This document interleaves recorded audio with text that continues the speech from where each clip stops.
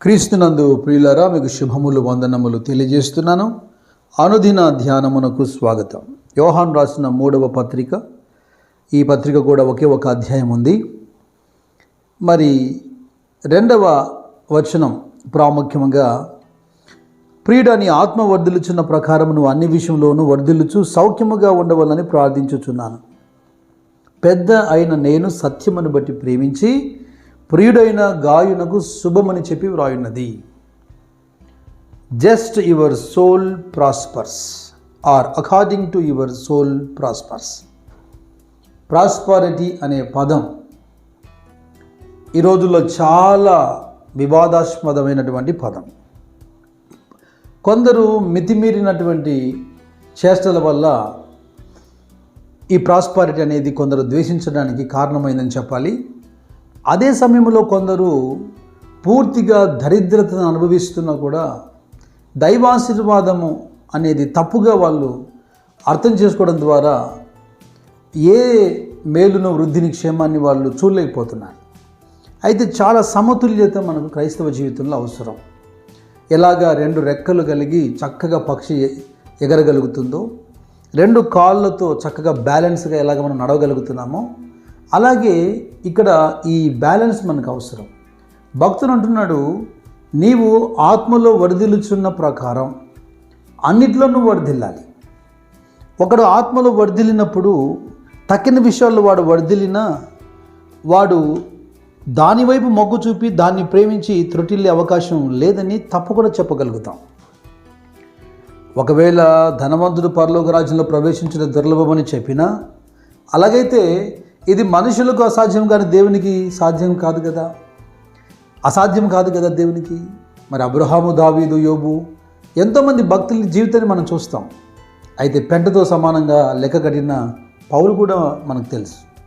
చూడండి, 2-3 ఉదాహరణ నేను చూపించే ప్రయత్నం చేస్తాను. మార్కు సువార్త 10వ అధ్యాయంలో 21వ వచనంలో ప్రభు ఒక మాట అంటున్నాడు. యేసు అతన్ని చూచి అతన్ని ప్రేమించి నీకు ఒకటి కొదవగా ఉన్నది అంటున్నాడు.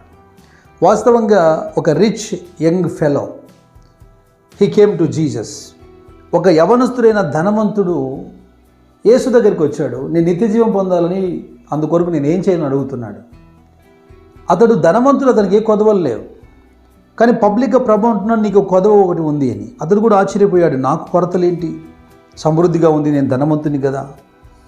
అయితే ప్రభు చెప్పిన మాట ఏదో ఆత్మ సంబంధమైన ఆ కొరత, అది తీర్చుకునేందుకు హృదయంలో తనకు ధనాపేక్ష ఉందని ఎరిగిన వాడే అదంతా కూడా అమ్మి వేసి నన్ను వెంబడించమని. ఒకవేళ నిజంగా వాడు ఆ ప్రయత్నం చేస్తున్నప్పుడు ప్రభు ఏం చేసేవాడు మనకు తెలియదు, కానీ వాడు మిగులు ఆస్తిపరుడు గనక ఆ మాటకు నొచ్చుకొని తన హృదయంలో తన ఇంటికి వెళ్ళిపోయాడు.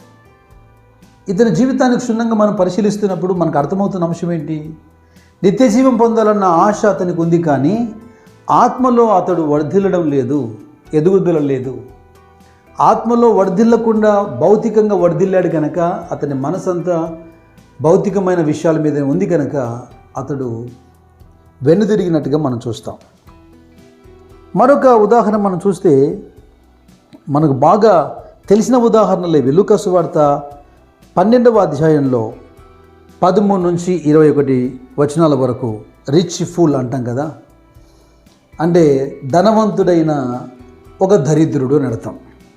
చెప్పాలంటే ఆ సంవత్సరం అతని పొలం విస్తారంగా పండింది.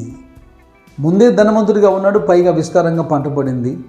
ఇప్పుడు అతను ఏం ఆలోచన చేస్తున్నాడు? అతని మాటల్లో మనం వింటే ఏమంటాడంటే, నా కొట్లు విప్పి వాటిని నేను పెద్దగా చేస్తాను, నా ధాన్యాన్ని నేను దాచుకుంటాను, నా ఆస్తిని నేను కాపాడుకుంటాను, అనేక సంవత్సరాలకు నాకు కొదవలేదు కనుక ఇప్పుడు నా ప్రాణంతో నేను ఇట్లా అంటాను, నా ప్రాణమా తినుము తాగుము సుఖించుము అంటాను.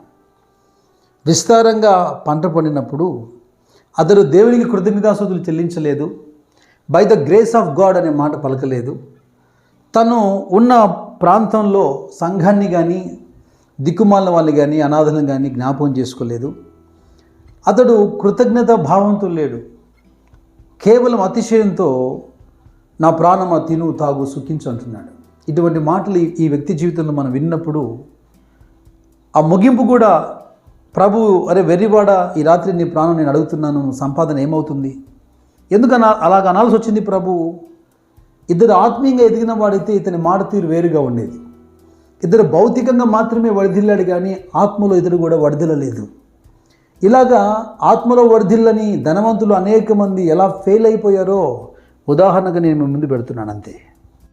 బైబిల్ ఎప్పుడు కూడా ఒక భక్తిపరుడు అనేవాడు జీవితకాలం అంతా దరిద్రతలో బతకాలని ఎప్పుడు స్టేట్మెంట్ ఇవ్వలేదు. ఆ మాటకు వస్తే తన కొరకు మాత్రమే ధనము కలిగిన వాడు ఇలాగ ఉంటాడు అని ఈ రిచ్ ఫుల్ ఎగ్జాంపుల్ ప్రభు చెప్పాడు. అంటే దేవుని కొరకు ధనం కలిగి ఉండకుండా ఉండేవానికి. దీని అర్థం ఏంటి? ధనము కలిగి ఉండడం తప్పు కాదు, కానీ ఆ ధనాన్నే ప్రేమించకూడదు, ఆ ధనం వెంట పరిగెత్తకూడదు. పైగా ఆ ధనాన్ని నీ కొరకే కలిగి ఉండడం తప్పు, ప్రభు కొరకు కాకుండా. ఆయన ధనవంతుడయ్యుండి మన కొరకు ఆయన దరిద్రుడిగా మారిపోయాడు, సమస్తాన్ని మనకు దారిపోసాడే. ఇప్పుడు సమస్తము పరలోకం నుంచి దయచేస్తున్నటువంటి దేవుని ద్వారా పొందుతున్న మనం అందులో నుంచి దేవుని ఖర్చు పెట్టేదానికి ఇబ్బంది పడితే మనం రిచ్ ఫుల్స్ కాదా? మరికొంతమంది విశ్వాసులు, సేవకులు, ప్రత్యేకంగా యవన బిడ్డలు వృద్ధి పొందాలి, స్థిరపరచబడాలి, లైఫ్లో సెటిల్ అవ్వాలి. ఇదేం తప్పు కాదు. ప్రయాసపడుతుంటారు, ప్రార్థన వినపాలు చెబుతుంటారు, అనేకులు నాకు తెలిసిన వాళ్ళు ఉన్నారు. అయితే వారందరికీ నేను నేర్పిస్తున్న బోధలు ఏంటంటే, concentrate on root not fruit. మీరు వేరు మీద మనసు పెట్టండి, ఫలం మీద కాదు. ఎందుకంటే వేరు మీద మీరు మనసు పెట్టి దాన్ని కాపాడుతున్నప్పుడు ఫలం అనేది ఆటోమేటిక్గా వచ్చేది, ఇక దాన్ని ఎవరు ఆపలేరు. వేరు మీద మనసు పెట్టకుండా మనకు ఫలాలు రావాలని కొమ్మల వైపు చూస్తే ఆ చెట్టు ఎండిపోతుంది తప్ప ఏ ఫలము రాదు. That means rooted and grounded. దీని అర్థం ఏంటి? క్రీస్తులో వేరు పారి ఎప్పుడైతే నువ్వు స్థిరపరచబడతావో, అంటే ఆత్మలో వర్ధిల్లుతూ ఉంటావో, ఆటోమేటిక్గా నువ్వు ఫలిస్తావు.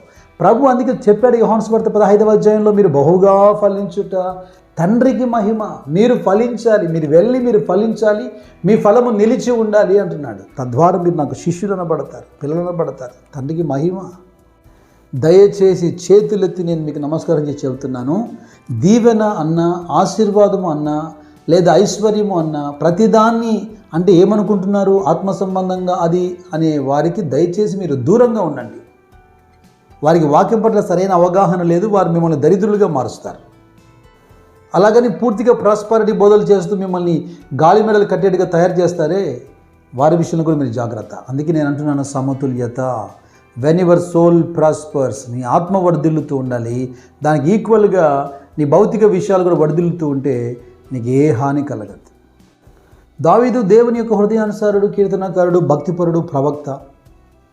గొర్రెల కాపరిగా ఉన్నాడు, దేవుని ద్వారా ఎన్నిక చేయబడ్డాడు. జీవితకాలము అతను గొర్రెల కాపరిగానే కొనసాగొచ్చు, కానీ అతని జీవితంలో దేవుడు ఒక రాజుగాను చక్రవర్తిగాను మార్చాడు. అతని జీవితంలో ఎక్కడ కూడా హృదయంలో గర్వించి అతిశయించిన దాఖలాలు లేవు.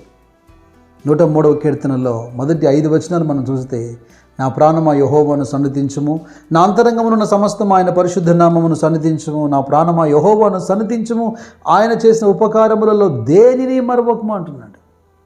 ఒకడెందుకు నా ప్రాణమా తినుము తాగుమన్నాడు, మరొకడెందుకు నా ప్రాణమా యెహోవాను సన్నిధించుమంటున్నాడు.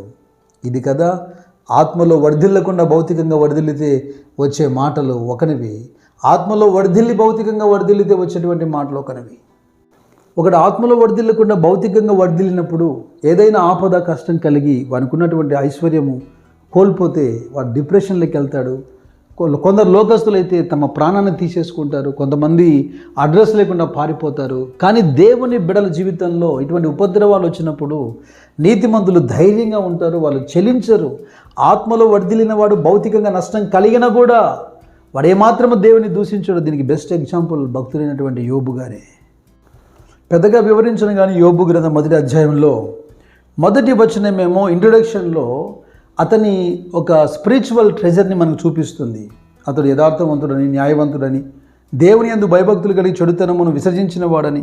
ఇక 3వ వచనమేమో అతని ఫిజికల్ ట్రెజర్ గురించి మాట్లాడుతుంది. అతనికి వేల కొలది ఎద్దులు, గొర్రెలు, గాడిదలు, ఎలాగా ఆ ఫిజికల్ ప్రాపర్టీ అంత ఉందో, మనుషులు, పనివారు. శోధన కాలంలో అతనికున్న ఫిజికల్ ప్రాపర్టీ అంతా కూడా లాస్ అయిపోయినా తన భార్య అనింది కదా, నా యథార్థతను విడవవా. ఆ స్పిరిచువల్ ట్రెజర్ ఎవడు దొంగిలించలేడు. అదే ప్రభు చెప్పేది. దొంగిలించబడని ఆత్మీయత పెట్టుబడిగా పెట్టి చివరి అధ్యాయం కంతా 2 ఆశీర్వాదం యోబు పొందగలిగాడు. సమస్తమును ఎరిగి ధారాళముగా దయచేయు దేవుని ఎదుట ఆత్మలో వర్ధిల్లుచు అన్ని విషయాల్లో సౌఖ్యంగా ఉండేందుకు మనం ప్రయత్నం చేస్తే this is the safe journey. కనుక మొదట ఆత్మలో వర్ధిల్లుట గురించి ఆలోచన చేయండి, ఆ దిశగా వర్కౌట్ చేయండి, వేరుపారి స్థిరపరచబడండి. ఇక అత్యధికముగా మీరు ఫలిస్తారు. దేవుని చిత్తం ఇదే. ఎందుకంటే మనం చూసిన ఎగ్జాంపుల్స్లో 2-3 ఫలించారు, కానీ ఆత్మీయత లేదు. వారు శోధించబడ్డారు, మరి పడిపోయారు. కొంతమంది భక్తులు వారికి ఇక రాజులతో ఈక్వల్గా వాళ్ళు దీవించబడ్డారు, కానీ వారి నోట ఏ అతిశయపు మాటలు లేవు. కారణం ఏంటంటే వారు ఎరిగి ఉన్నారు ఆశీర్వాదానికి కారణం ఏంటో. ఇలాగన మీరు అందరూ ఆత్మలో వర్ధిల్లుచు అన్ని విషయాల్లో సౌఖ్యంగా ఉండాలని నా ప్రార్థన చేద్దామా? పరిశుద్ధుడానికి స్తోత్రం తండ్రి. యేసుక్రీస్తు ప్రభువానికి వందనాలు. ప్రియుడా, నీ ఆత్మ వర్ధిల్లుచున్న ప్రకారం నువ్వు అన్ని విషయములలో వర్ధిల్లుచు సౌఖ్యముగా ఉండకూడుచున్నాను. నిజమే కదా?